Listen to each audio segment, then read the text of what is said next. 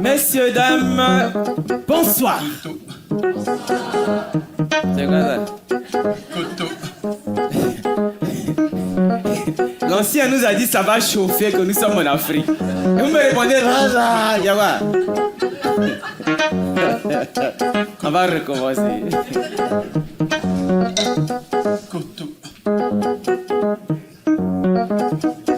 Messieurs, dames, bonsoir. Voilà.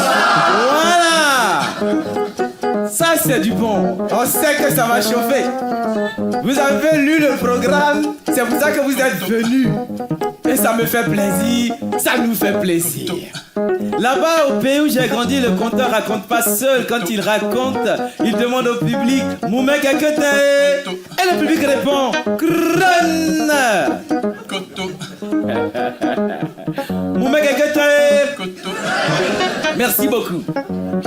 Et après ça, on va déjà commencer par s'excuser. C'est la coutume en Afrique. Quand tu vas parler une grande parole, tu t'excuses.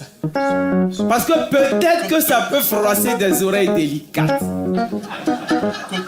Alors mon gars et moi, on va faire la coutume africaine, on s'excuse par avance. Voilà. Une fois qu'on s'est excusé, on peut commencer. Nous allons prendre la parole au nom de la vie, au nom du vivant, au nom de la fraternité universelle. Et au nom de cela, nous disons l'oiseau à deux têtes. Il y a très longtemps de cela, il y avait un oiseau qui avait un seul corps et deux têtes. Les deux têtes n'étaient pas pareilles. Il y a une tête qui était travailleuse, infatigable. C'est elle qui connaissait les bons endroits pour trouver les meilleures baies. L'autre, non, elle était paresseuse, feignante, comme des adolescents pleins d'hormones. Chez nous, on dit elle était dongo. Oh, elle passait ses journées à dormir. Et quand on trouvait à manger, elle se réveillait, hop là, et puis elle bectait la première. Cette situation a fini par casser sa sœur qui a commencé à réfléchir pour se demander comment se débarrasser de cette profiteuse. Elle a réfléchi avec son intelligence. Et comme elle était intelligente, elle a trouvé une solution. L'intelligence là, c'est pas bon. L'intelligence, elle seule là, elle n'est pas bonne. Parce qu'elle a trouvé une idée géniale.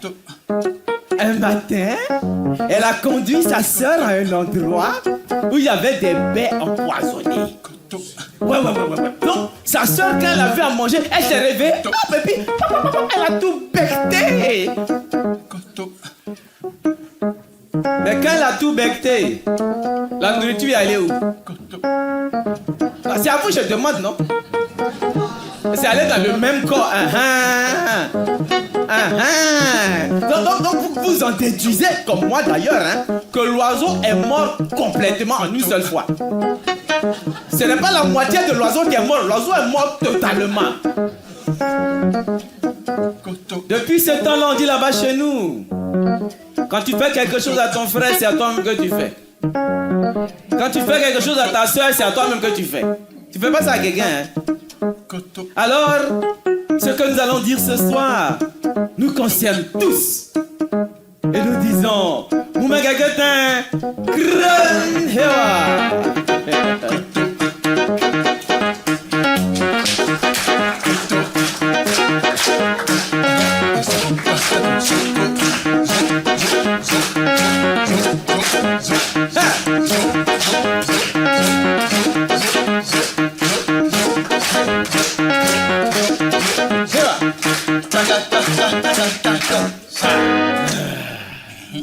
Merci là-bas. Eva.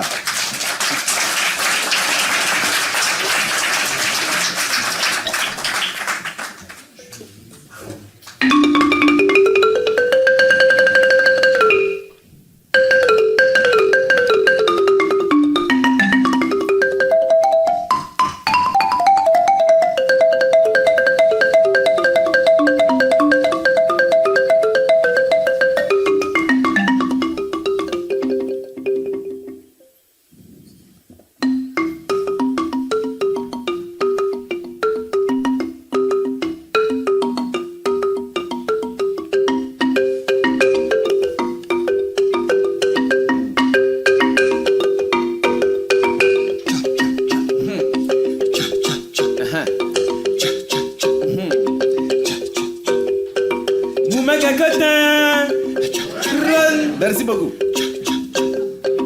Et nous voici partis en Afrique. C'était le royaume du roi Moussa. Le roi Moussa était un bon roi. Un roi qui régnait dans la paix, dans la justice et dans l'harmonie. Aussi dans le respect de tous ses citoyens. Avec le roi Moussa, les guerres étaient finies. Et dans son royaume, le commerçant commerçait, le paysan cultivait sa terre, les bergers aimaient leurs bêtes. Et chacun vaquait à ses occupations.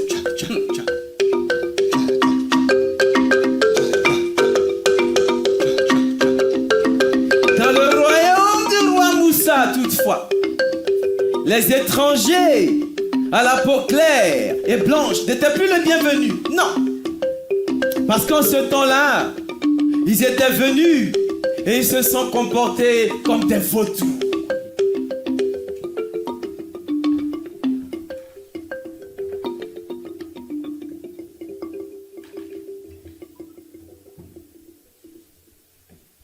Oui.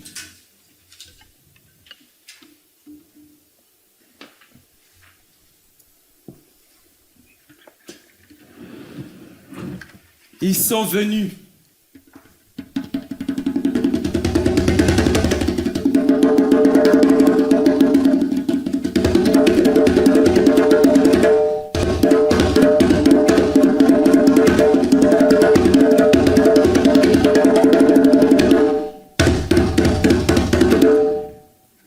Ils sont venus au clair de lune, au rythme du tam-tam. Ce soir-là, comme toujours, l'on dansait, l'on riait, brillant avenir.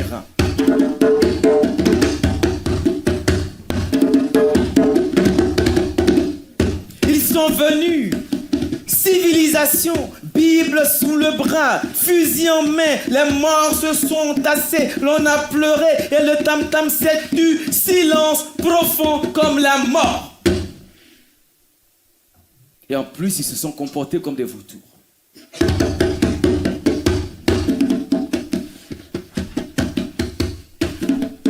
En ce temps-là, à coups de civilisation, à coups d'eau bénite sur les fronts domestiqués, les vautours construisaient à l'ombre de leur serre le sanglant monument de l'air tutélaire.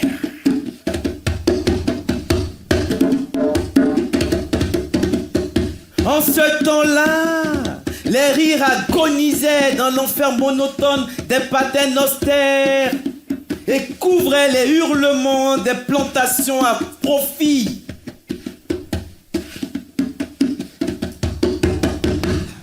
Hommes étranges, qui n'étiez pas des hommes, vous saviez tous les livres, vous ne saviez pas l'amour et les mains qui fécondent le ventre de la terre.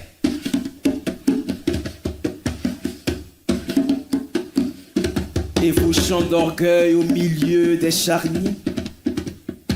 Malgré eux, les villages désolés d'Afrique écartelés, l'espoir vivait en nous comme une citadelle. Et le printemps prendra chair sous nos pas de clarté.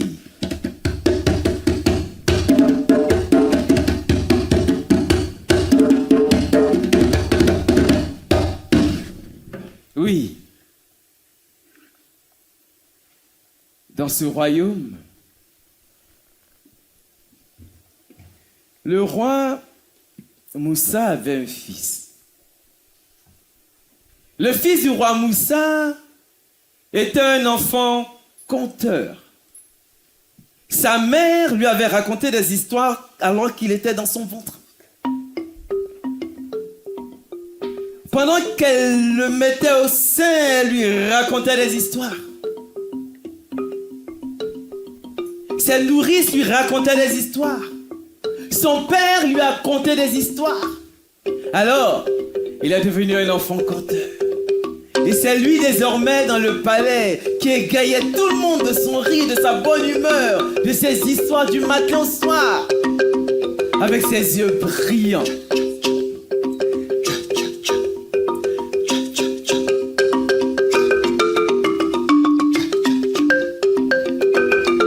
Le temps passait dans le royaume du roi Nguessan.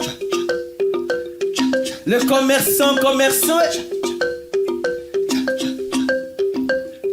L'artisan fabriquait ses objets, les pêcheurs pêchaient, les bergers s'occupaient de leurs bêtes.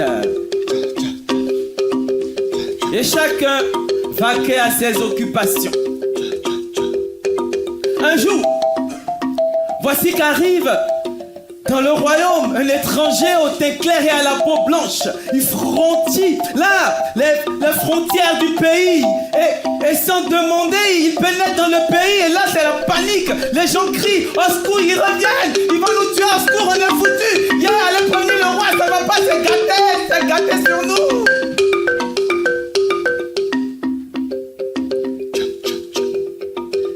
La nouvelle arrive aux oreilles du roi. Le roi prend son armée, il vient combattre, mais quand il arrive, il voit que cet étranger, il est un peu différent de ses ancêtres. Il est grand, plus grand que les arbres. Il a de grands bras, de longues jambes, de grands yeux et de grands doigts. Et en fait, c'est un ogre, quoi. Et là, il s'attaque pas à la population. Et c'est quoi ça? En fait, il déracine les arbres et il les mange. Il déracine les arbres, il les croque. Il déracine les arbres, il les suce. Ah, le roi et la population, ils se disent, ah tiens, bon, comme il ne s'attaque pas aux hommes là, mais c'est pas grave. La forêt, les arbres, il y en a beaucoup, laissez-le tranquille. Alors on le laisse tranquille. Et tout le monde est en paix. Chacun retourne à ses occupations. Et le roi rentre au palais. Là-bas, le prince conteur demande des nouvelles. On lui apprend la nouvelle. Et subitement, sa joie s'éteint. Sa parole disparaît. Il tombe malade. Son père s'inquiète. mais qu'est-ce que tu as, mon enfant? Il va chercher les plus grands sorciers, les plus grands là, du royaume. On essaye. Il est toujours malade. Il ne parle plus. Il ne rit plus. La reine s'inquiète, mais rien n'y fait. Il est malheureux. Il est couché au fond de son lit. Un soir, où il n'y a pas de lune dans le ciel, il sort de chez lui parce qu'il veut aller parler à l'ogre pour que l'ogre arrête de manger les arbres de la forêt. Il marche et il arrive devant l'ogre qui est immense. Il a peur, mais il se dit non, il faut que je lui parle, sinon il n'y aura plus de forêt demain. Alors il interpelle. Hé, l'ogre! L'ogre, arrête de manger les arbres, c'est chez nous ici et ça se fait pas. Et si tu finis de manger les arbres, qu'est-ce qui va nous rester? Toi-même, qu'est-ce qui va te rester? Qu'est-ce que tu vas manger demain? Si tu manges tous les arbres, hein? Est-ce que tu crois que tu vas trouver ton bonheur en ayant mangé tous les arbres?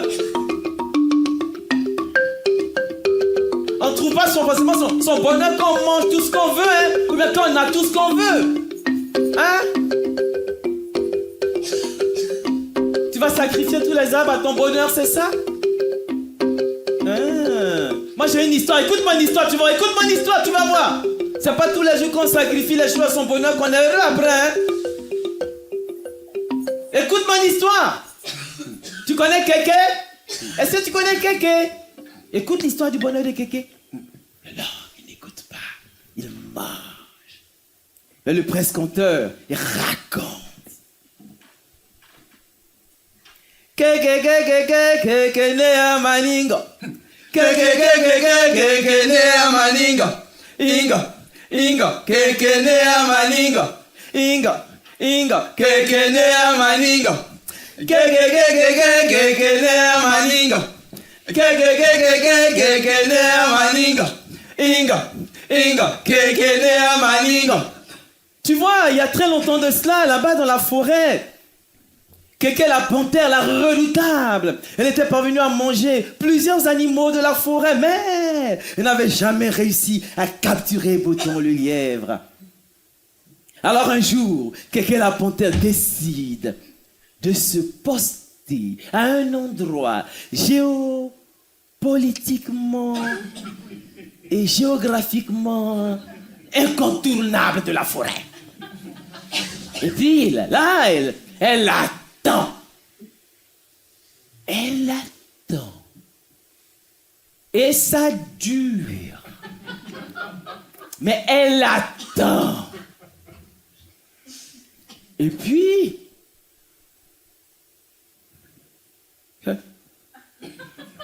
sa patience est récompensée. Voici Bouton qui arrive là-bas au bout du chemin. Et sort déjà les crocs. Il y a ses griffes qui sortent, ses poils qui s'hérissent, sa queue qui tournicote derrière, sa moustache qui frétille.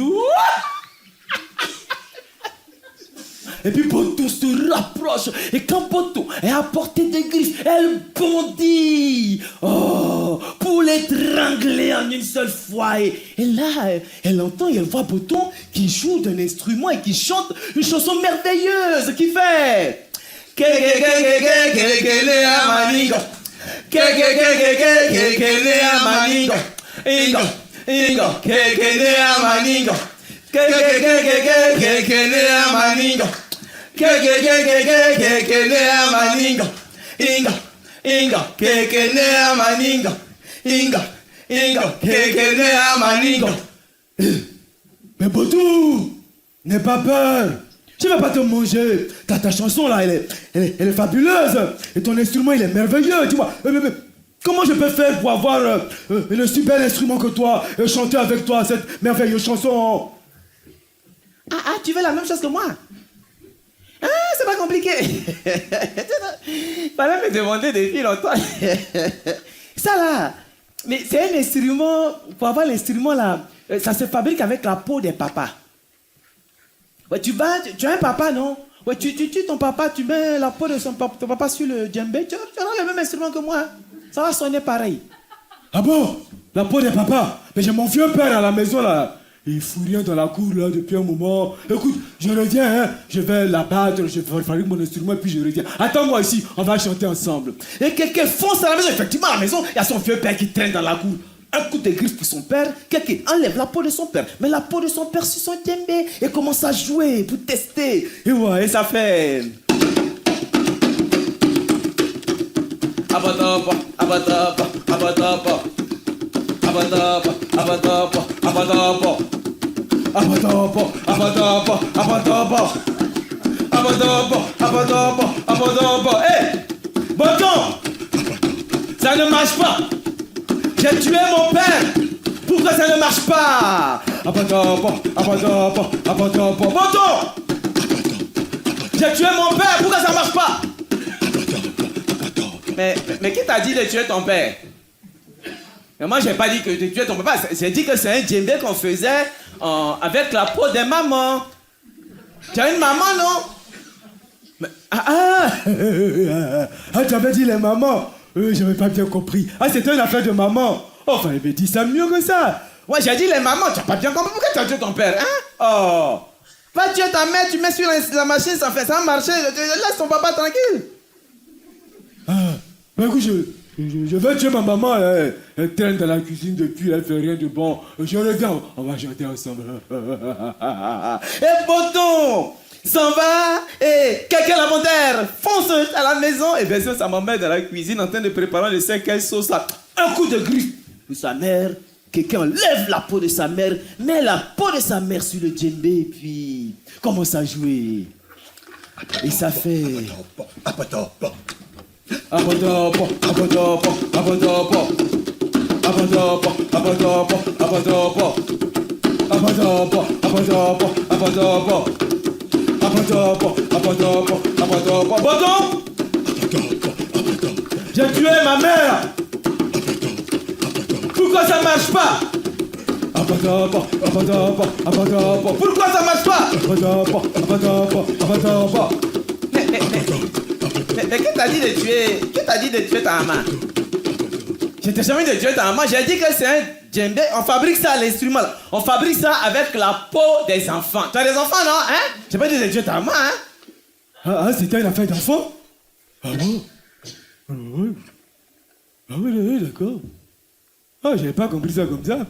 Bon, écoute, c'est pas grave, je vais aller tuer mes enfants après, mais... Attends, chantons encore un peu ensemble parce que ta chanson, c'est trop intéressant. Après, je vais m'occuper des enfants, il n'y a pas de problème.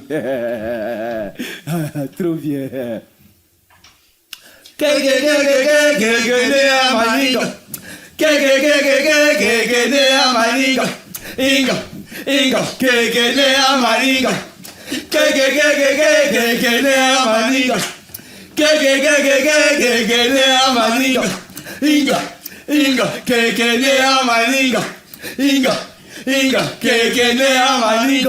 Je reviens, attends-moi ici.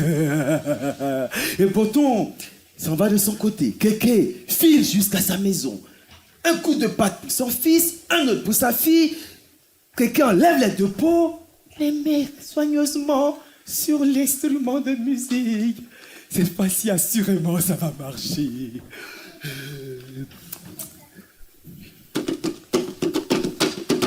Hey. Abadaba, abadaba, abadaba. Aïe. Abadaba, abadaba, abadaba. Ah. Abadaba, abadaba, abadaba. Voyez. Abadaba, abadaba, abadaba. Ah, ça marche pas. Abadaba, abadaba, abadaba. Abadaba, abadaba, abadaba. Pourquoi ça marche pas? Abadaba, abadaba, abadaba. Ça marche pas. Abadaba, abadaba, abadaba. Abadaba, abadaba, abadaba. Abadaba, abadaba, abadaba. Et cette fois-là, lorsque Kéké arrive, Bâton a disparu définitivement. Et c'est comme ça que Kéké est resté solitaire dans la forêt et que depuis ce temps-là, la frontière, elle marche toute seule, sans famille. Ouais. On a tout sacrifié pour avoir un bonheur. Qu'est-ce que nous sommes prêts à sacrifier pour arriver jusqu'au bonheur prétendu? Tu entends, l'ogre? Qu'est-ce que tu vas sacrifier pour avoir ton... Tu vas manger tous les ans pour avoir ton bonheur. Tu crois que tu seras heureux comme ça?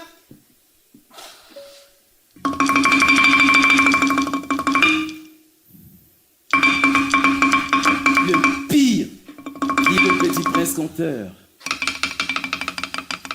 c'est que je ne peux même pas t'acheter, te donner de l'argent, de l'or, pour que tu arrêtes.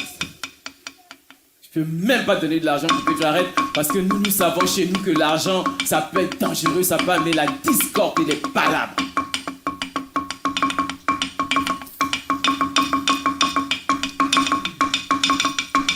Il me vient une histoire que j'aimerais partager avec toi.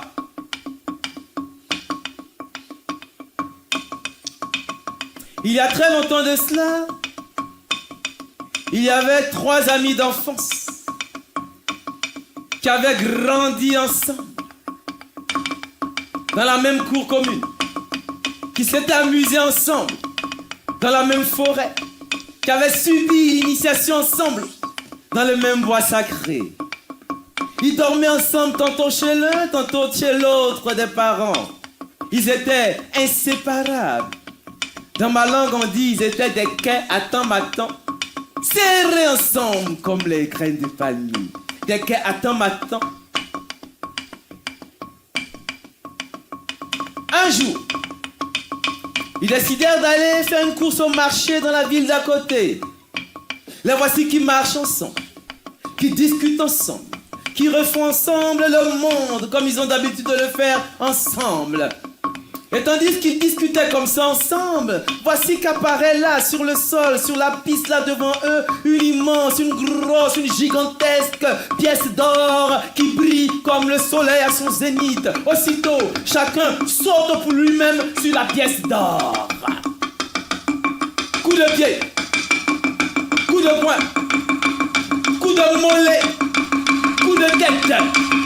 Bala! On se bat, on se bat, on se bat et après on se rend compte qu'on a faim et qu'on ne peut pas raisonnablement diviser une pièce d'or en 3 parts équitables quand on a faim. Alors on décide d'en envoyer un au marché pour aller chercher du ravitaillement. On fait un tirage au sort. Celui qui est désigné, il n'est pas content, il est vraiment furieux. Il s'en va là-bas au marché pour acheter à manger avec les fesses... des fesses froissées comme un peu à l'aurore. Il arrive là-bas et puis il achète à manger. Quand il achète à manger, il met du poison dans la nourriture. Et il revient vers ses 2 amis. Ses 2 amis l'attendent. Quand il arrive, il a à peine le temps de poser le repas que ses 2 amis lui sautent dessus. Il étrangle.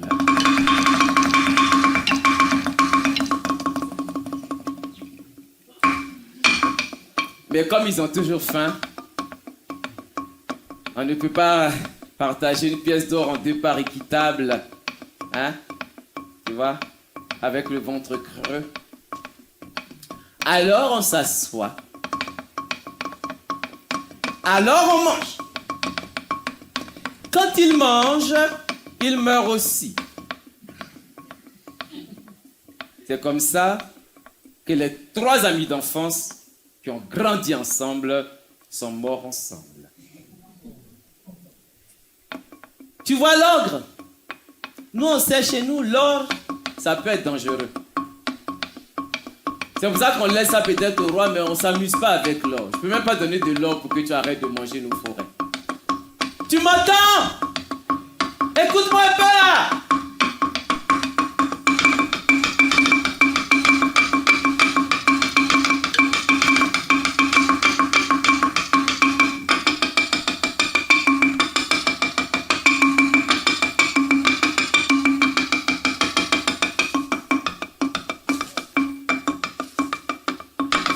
L'ogre continue à manger, il déracine un arbre, il se cure un peu les dents, train de mâchouiller, il avale, gloc, gloc, gloc, gloc, gloc, gloc. Il déracine les arbres à brasser, il les prend comme, si chez vous on appelle ça des brocolis. Il les mange comme des brocolis, il jette, il est content. Il rote, les écorces sortent.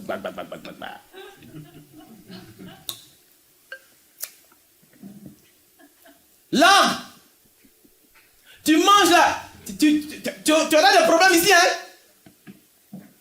Est-ce que tu sais que dans nos forêts,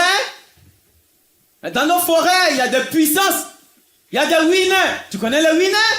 Tu connais pas les winners, hein? Tu connais pas les winners. Les winners, c'est les génies. Les winners, c'est les mères de la mort. Winner, ouais, les mères de la mort. Tu vas voir faire à elles, hein? Elles sont puissantes, très fortes. Dans nos forêts, tu vas voir, tu continues, tu auras des histoires. Écoute cette histoire, tu vas voir la puissance de nos winners. Écoute mon histoire, tu vas voir. Attends, tu vas comprendre comment nos winners sont fortes. Elles ont une force, tu comprends même pas. Fais voir. Moua.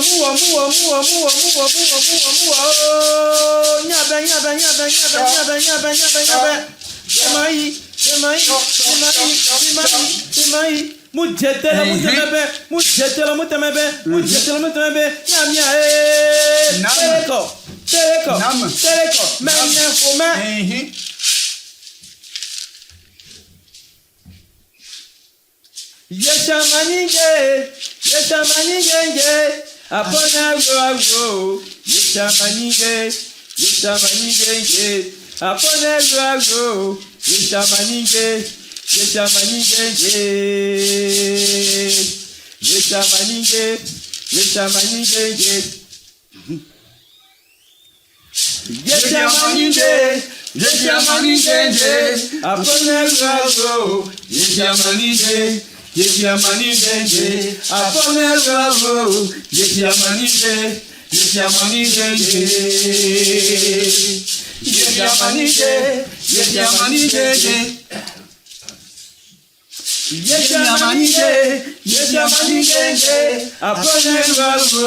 Yeshamanige,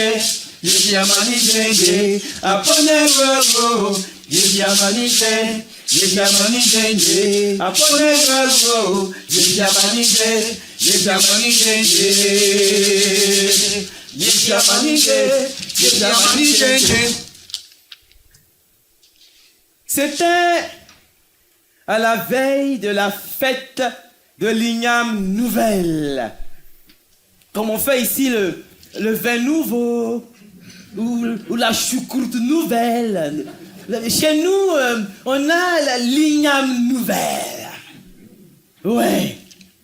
Et à la veille de la fête de l'Igname Nouvelle, Boton le lièvre se rend dans la forêt.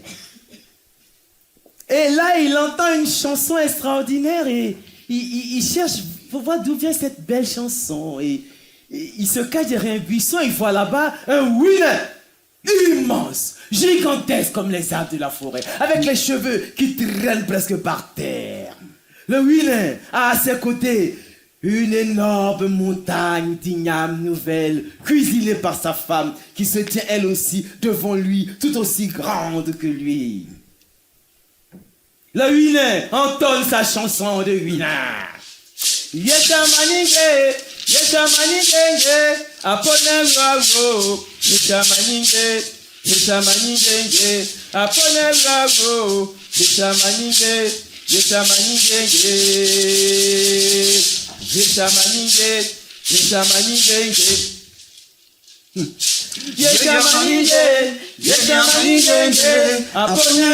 wawo. Yeshamanige.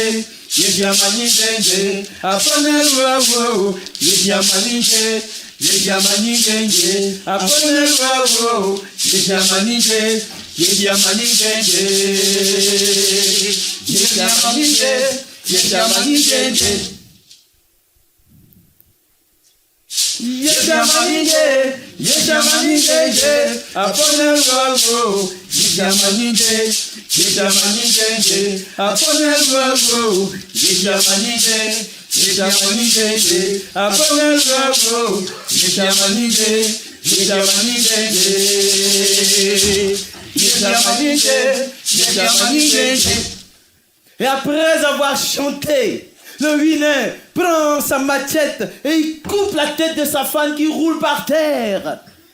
Et quand la femme de sa tête, voilà, la tête de sa femme roule par terre, bon, il s'assoit, il déguste ses ignames tranquillement. Il en met quelques-unes dans l'huile de palme, il mange. Quelques-unes dans le piment, il mange. Quelques-unes avec le gombo, il mange. Avec les viandes de brousse, il mange. Et quand il a fini de manger tout son tas d'igname, avec l'huile de palme, le gombo, les viandes de brousse, il se remet à chanter.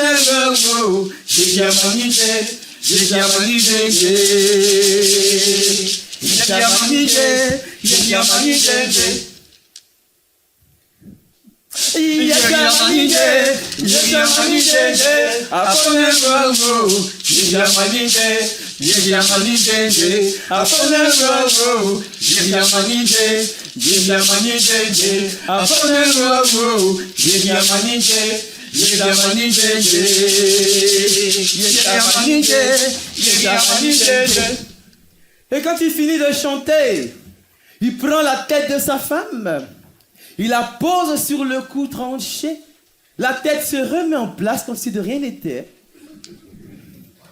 La femme, elle se réveille, elle se redresse, elle sourit à son mari et elle retourne à ses occupations. Waouh, c'est du beau ton. Waouh, ça c'est une nouvelle magie puissante. Avec cette magie, je vais épater tout le village. Et je vais faire à ma femme une excellente surprise le jour de la fête des ignames au village. Il arrive chez lui, en chantonnant.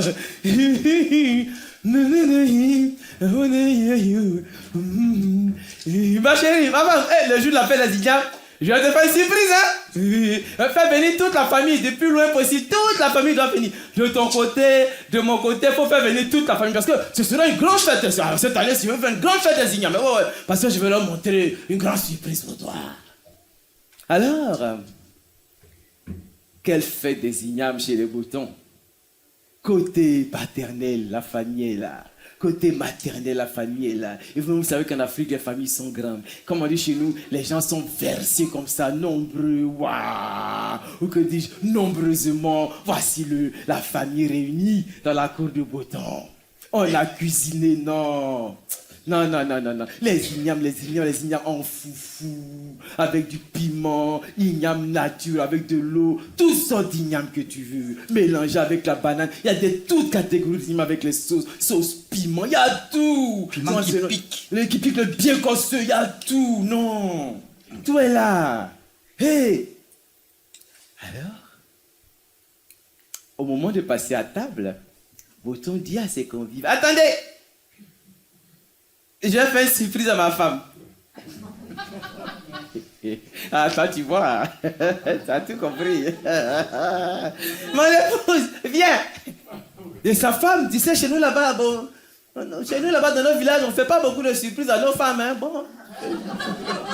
Non, c'est ta femme, c'est sa femme, tu es son mari, quoi. C'est déjà comme ça, c'est déjà beaucoup, hein. Tu as fait la dot, voilà, c'est bien, quoi. Ça suffit, quoi. Surprise, bon, on ne connaît pas trop. Donc la femme, elle est contente, c'est une nouveauté dans le village, tu vois, ils se sont honorés, tu vois, elle est contente, elle est fière. Elle est trop contente de cette vague d'attention inattendue d'ailleurs. Hein. Donc elle vient se positionne devant son mari, elle attend dans son pagne. Et le mari Boton dit à la famille, regardez bien, je vais vous montrer aujourd'hui quelque chose d'exceptionnel. Ouvrez vos yeux, vous allez voir.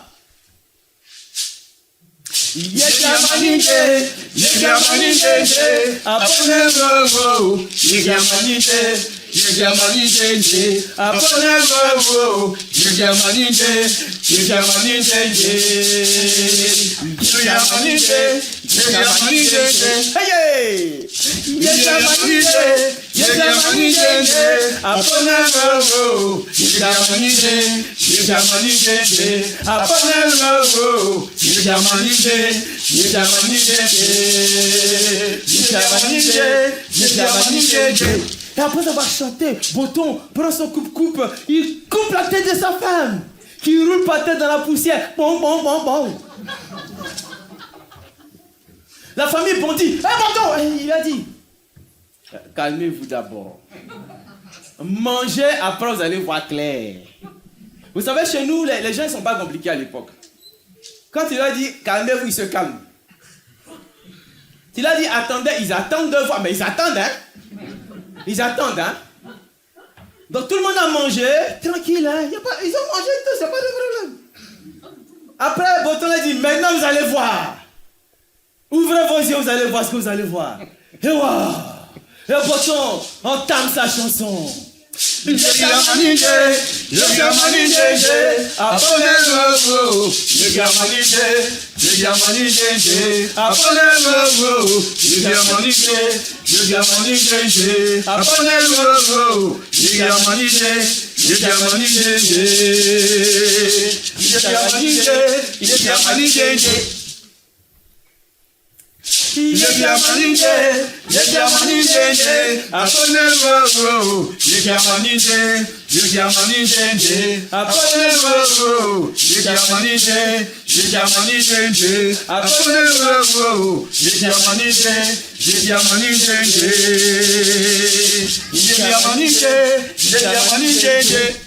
après avoir chanté, il prend la tête de sa femme et puis il la remet sur le cou nu. Mais la tête est roule de l'autre côté. Bon, bon, bon, bon, bon. Attendez, peut-être que j'ai raté un couplet de la chanson là. Peut-être. Ah oui, c'est ça. Il fallait chanter 3 fois. J'ai chanté 2 fois. Attends, je vais recommencer. Attends. C'était 3 fois. J'ai fait 2 fois.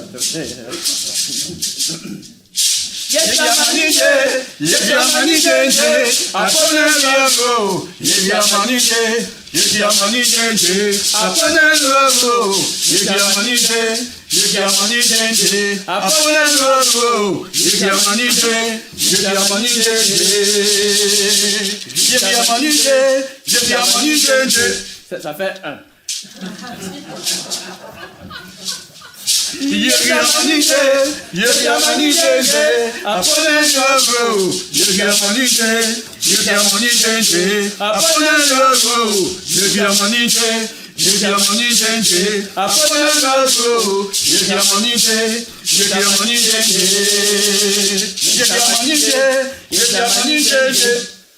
Ça fait 2.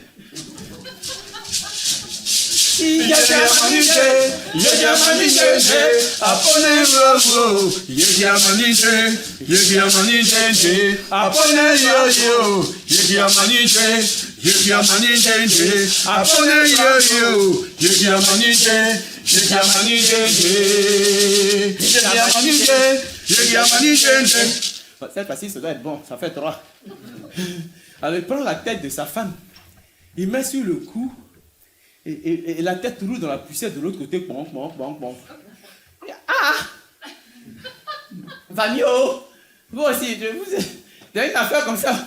Vous me regardez chanter, moi seul, ça se fait pas. Il faut chanter aussi. Vous chantez pas, vous me regardez, il faut chanter aussi. Hein? Tiens. Voilà le chef du village. Le chef du village, il faut chanter avec les autres. Voilà, faut que tu vas commencer. Et puis la famille, on y va. La famille, le chef du village, on y va. Le chef du village, il est là. Hein. Non, c'est vrai.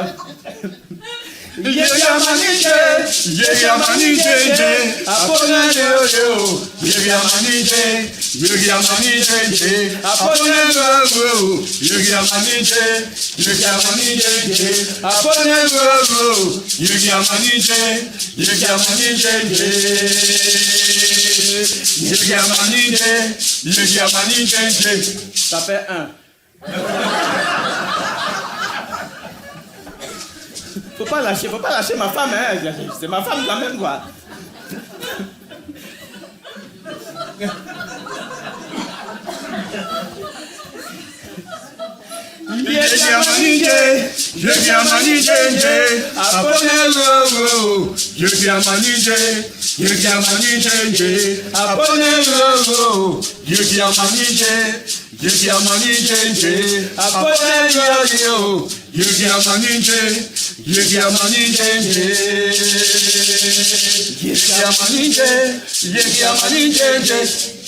Ça fait deux, hein.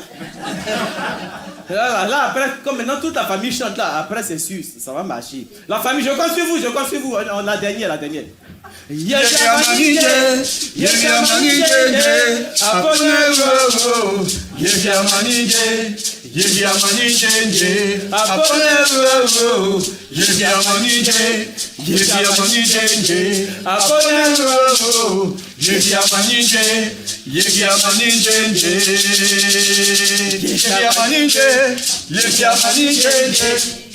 Donc après, Boton se précipite sur la tête de sa femme. Il la met sur le cou nu, mais la tête, elle roule dans la poussière de l'autre côté. Bon. Ah! Là, on a appelé tout le village. Pour ça, donc, je vous prends à côté. Pas le réveiller. Tout le village a chanté. Cependant, là-bas, dans la brousse, le Guinéen, Nanambo, il entend sa chanson comme ça. Quelque chose qui ressemble à sa chanson au village. C'est quoi ça? Donc il vient au village, tu vois. Et il voit un spectacle vraiment pitoyable. Il y a une femme avec la tête tranchée, une chanson qui est sa chanson et des gens qui chantent en pleurant. Normalement, il aurait dû les châtier tous. Parce que dans le village, on n'a pas le droit de se comporter comme un Guinéen. C'est interdit. Mais il a eu pitié d'eux. Parce qu'il a vu cette femme et ces hommes qui pleuraient et Boton qui était malheureux. Alors il leur a dit, donnez-moi ça.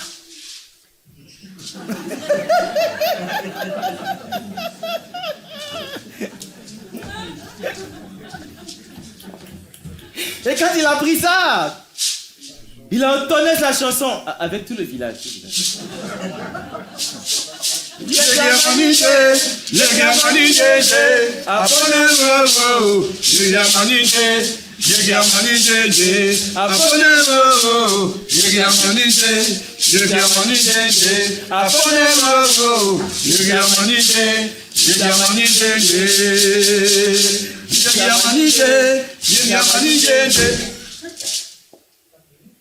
Merci beaucoup, merci. Merci beaucoup.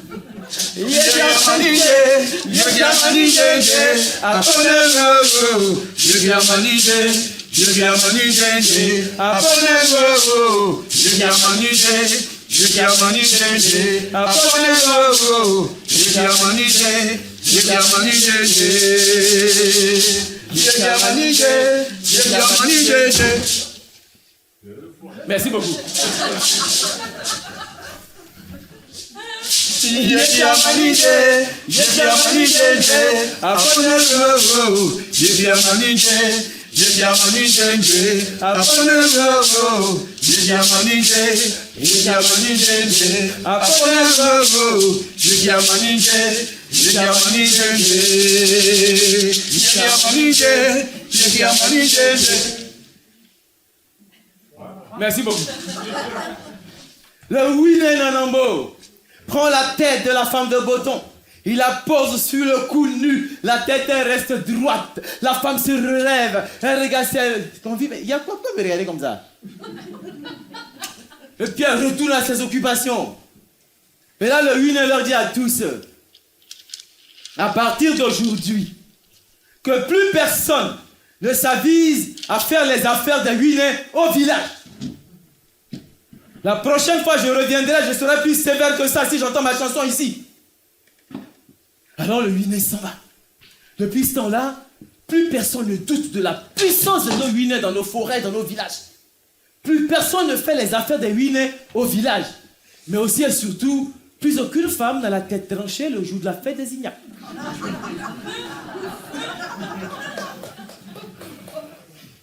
Merci beaucoup.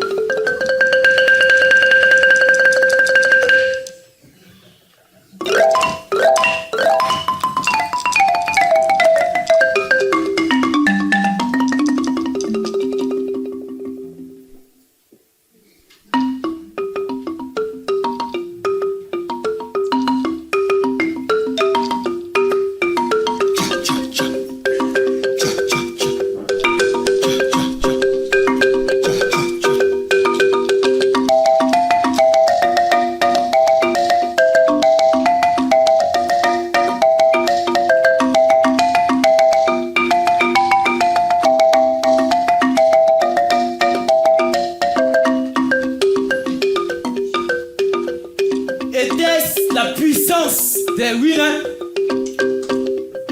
Était-ce les contes du bonheur de Kéké? L'oiseau à deux têtes, les trois amis et la pièce d'or? Personne ne le sut jamais. Toujours est-il que l'ogre s'assit de lui-même au sommet d'une colline, les yeux dans le val. Il réfléchissait. Il ne bougeait plus.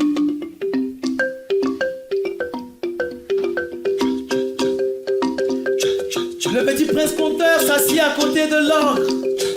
Et tous les deux contemplèrent l'infini de l'horizon. Ça a duré un long moment.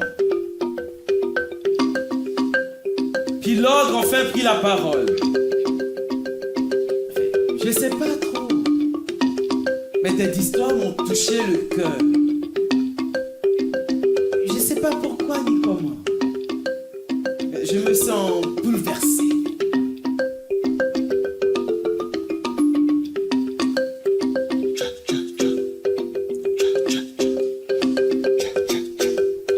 S'il n'y a plus de forêt, il n'y a plus d'histoire. S'il n'y a plus d'histoire, il n'y a plus d'hommes, il n'y a plus de paroles, il n'y a plus de monde. Et puis s'il n'y a plus de forêt, comment je survis dans un monde nu? Petit prince, ta parole m'a ouvert la conscience.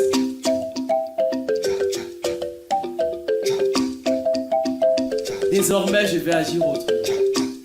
Alors pour te remercier, moi aussi je vais te conter une histoire que j'ai entendue durant mon voyage.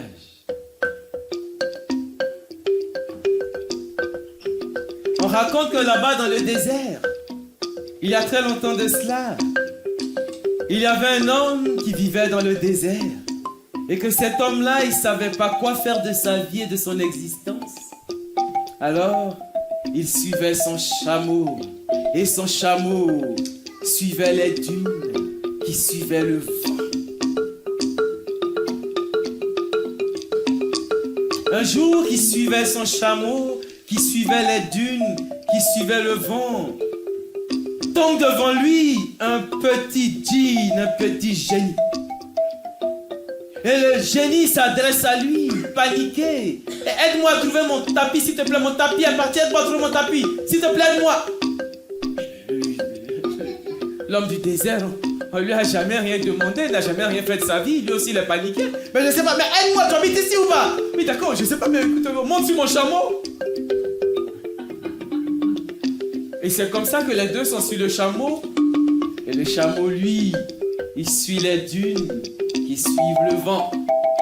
Et les voici partis en quête du tapis, du djinn qui vole.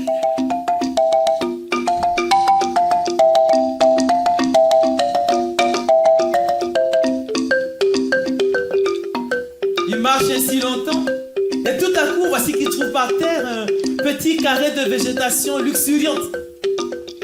Et le djinn dit, ça, c'est mon tapis qui fait ça. Partout où il se pose, pousse en dessous de lui un carré de végétation luxuriante. Nous sommes sur le bon chemin. Poursuivons. Alors il poursuit. Ah.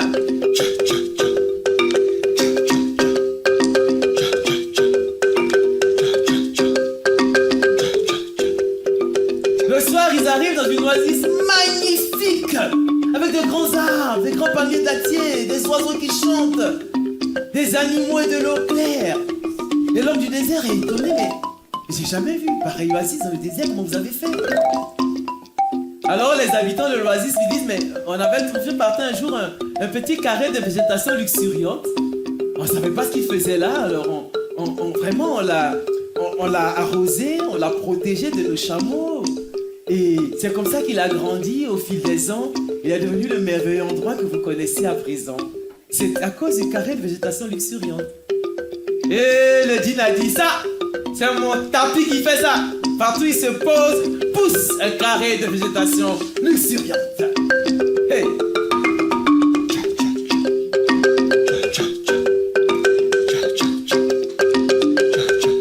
Le soir, ils sont bien reçus, ils mangent du couscous. Ils mangent des dattes, ils boivent du lait, du thé à la menthe. Et le lendemain, ils prennent congé, ils s'en vont. Ils suivent le chameau. Le chameau suit les dunes qui suivent le vent.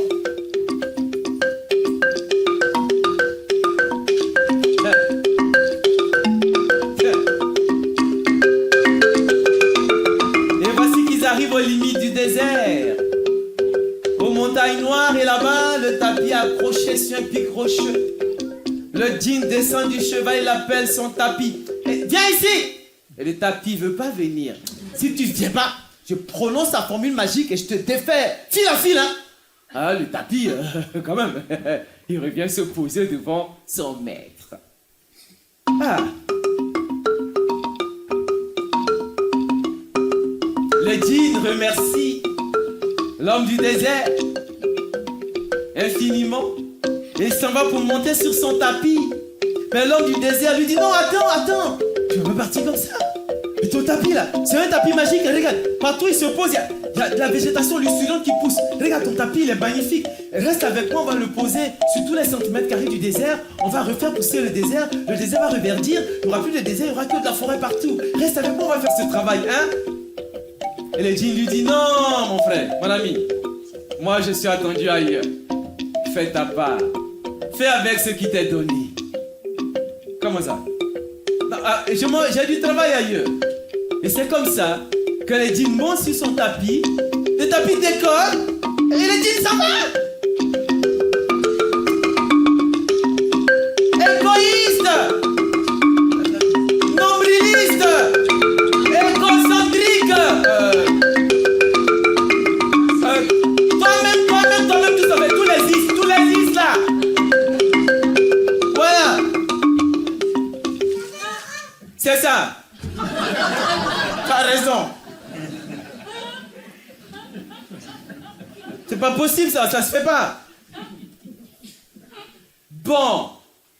Il s'en va, il s'en retourne vers son chameau. Vraiment très très en colère. Frustré. Et puis là, entre lui et son chameau, il voit par terre un carré de végétation luxuriante. Et c'est là que lui revient à l'esprit les paroles. La parole du génie, du djinn. Fais ta part, fais avec ce qui t'est donné. Alors il comprend, il se dit, mais oui, c'est ça. C'est ça que je vais faire. Mais je vais prendre soin de ce carré de végétation. Alors il en prend soin, il le protège avec son chameau des vents, du désert. Il arrose et ça grandit.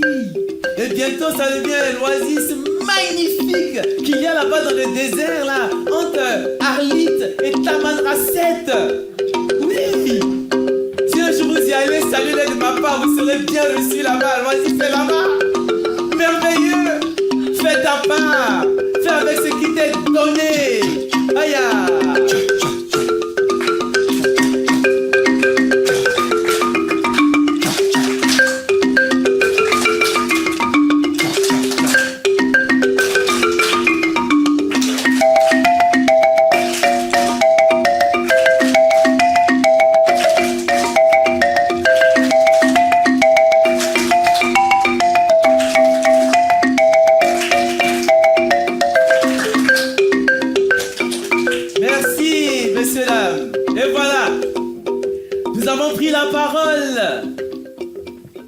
pris la parole au nom de la vie, au nom du vivant,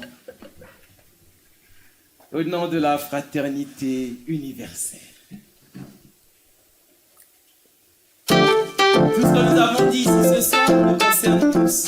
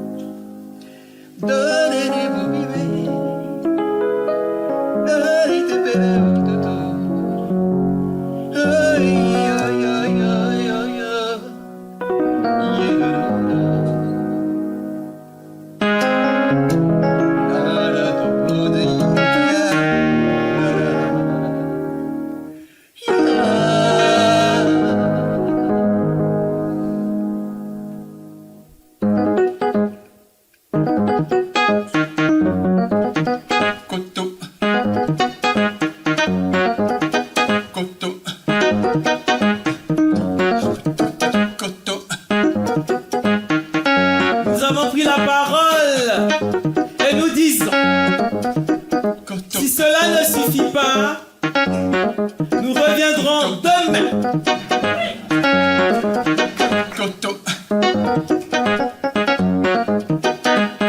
Nous reviendrons avec la parole seule, dressée comme un éclair ténu.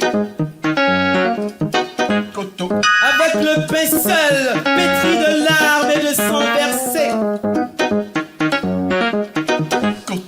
Avec une symétrie de soleil pur.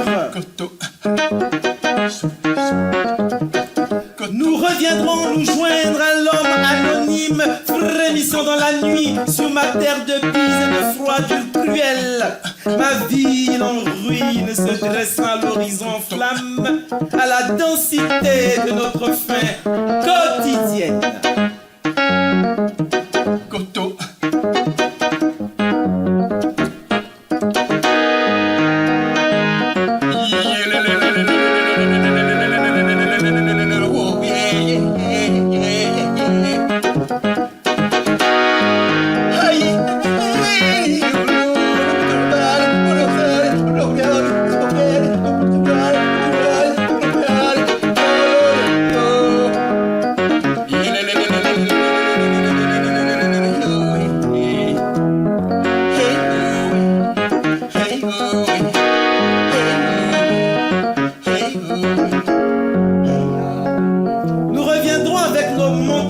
Espaces inaccessibles et mon champ d'accusation armé de pierres, de fleuves, d'arbres, de présences invisibles, nos morts qui surgissent du sol avec la haine sans recul comme autant de tempêtes.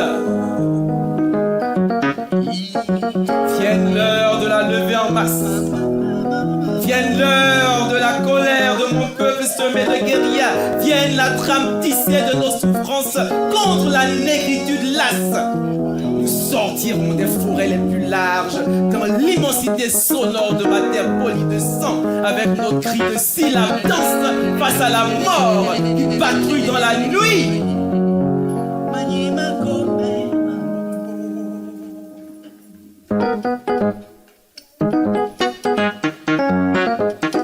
Koto. Koto. Nous reviendrons avec la parole seule, dressée comme un éclair ténu, avec le pinceau pétri de larmes et de sang versé, avec une symétrie de soleil pur.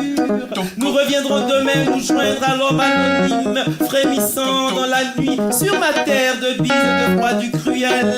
Ma ville en ruine se dresse à l'horizon en flamme, à la densité de notre fin quotidienne.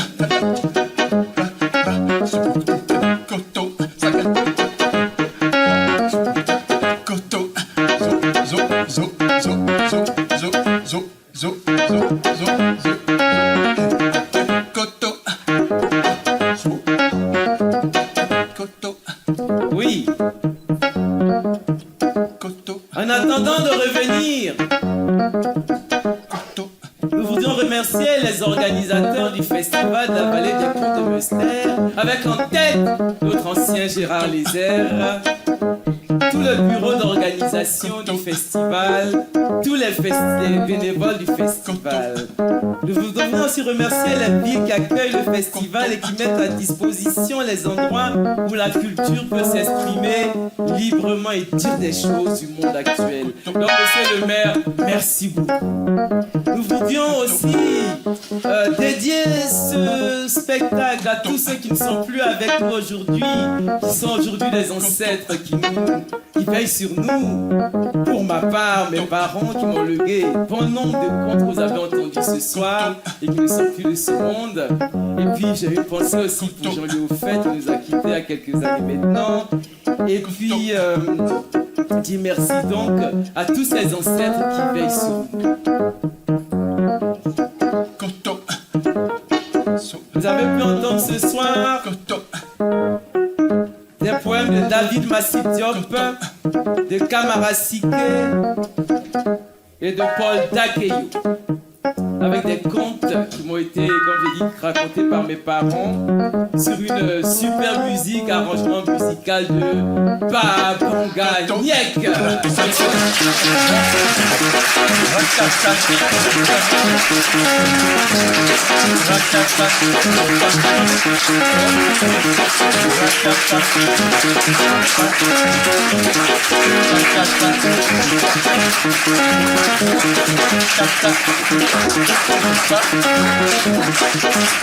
Merci aussi à vous, public, qui depuis 25 ans suivez le festival, le soutenez. C'est grâce à vous que le festival est là et qu'il peut poursuivre. J'ai une pensée aussi pour ceux qui sont venus loin. J'ai des amis qui sont venus de nord de Strasbourg. Ça m'a touché, ça m'a étonné. J'étais la famille quand même. Donc elles sont venues, elles ont pris un hôtel, elles ont mangé dans la forêt à côté de Masterport. Elles m'ont dit mais c'est beau. J'ai fait tout me gâter. Vraiment merci. Et puis vraiment c'est extraordinaire. Merci à la famille que je n'ai pas vue depuis longtemps. Il y en a que j'ai plus vu depuis la naissance de ma fille depuis 23 ans. Il y a une dame qui m'a dit on a écrit compte engagé, je fais un spectacle engagé. J'ai dit il n'y a pas de problème. J'espère qu'elle n'est pas déçue, qu'elle a eu un peu d'engagement et que les artistes, des fois, on met les pieds dans le plat, on met la parole au centre, susciter la réflexion. C'est notre travail aussi. Alors je voudrais remercier Frédéric là-bas, c'est ça hein? C'est Frédéric qui a fait la technique. Merci Frédéric pour la lumière et pour le son. Merci beaucoup.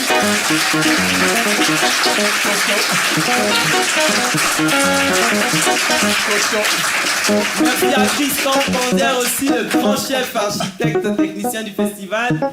Et puis pour ma part, vous pourrez me retrouver en novembre prochain au à la bibliothèque de la salle Europe de Colmar, où je vais donner mon spectacle que vous avez déjà vu ici, qui s'appelle Les Causeries de l'Homme Bio. Encore un autre engagement, mais encore différent. Et puis, j'ai mis là-bas derrière, sur la table, en sortant, vous pouvez consulter de l'actualité, notamment à Colmar, avec ma nouvelle compagnie que j'ai créée en février avec des amis. Nous allons faire ce qu'on appelle des soirées de contes et repas. Contes et repas avec à l'Art d'Orient, le restaurant L'Art d'Orient nous accueille, le salon d'été, pardon, L'Art d'Orient nous accueille, avenue de la République, une fois par mois, avec soirée, couscous ou tadine, avec des contes africains. Voilà, donc vous êtes les bienvenus. La première, c'est le 8 novembre. Vous avez de l'information là-bas, vous pouvez consulter. N'hésitez pas. Et puis, il y a d'autres documentations sur mon travail que je fais derrière. Vous pouvez en prendre, il y a des cas de visite, il y a tout ça. Voilà, et puis si vous voulez discuter avec nous, avec Babanga, le travail que vous avez vu ce soir, merci.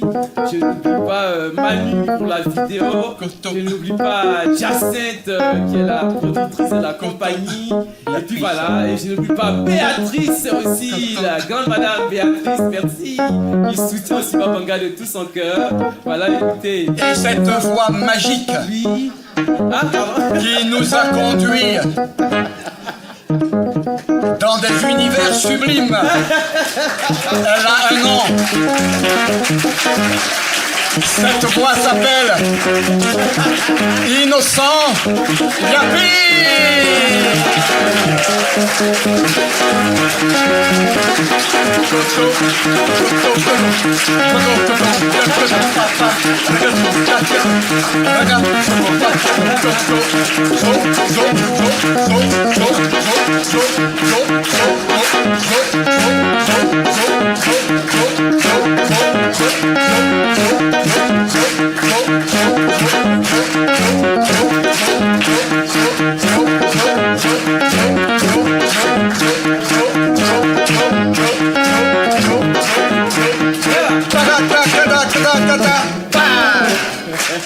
Merci beaucoup. Merci là-bas.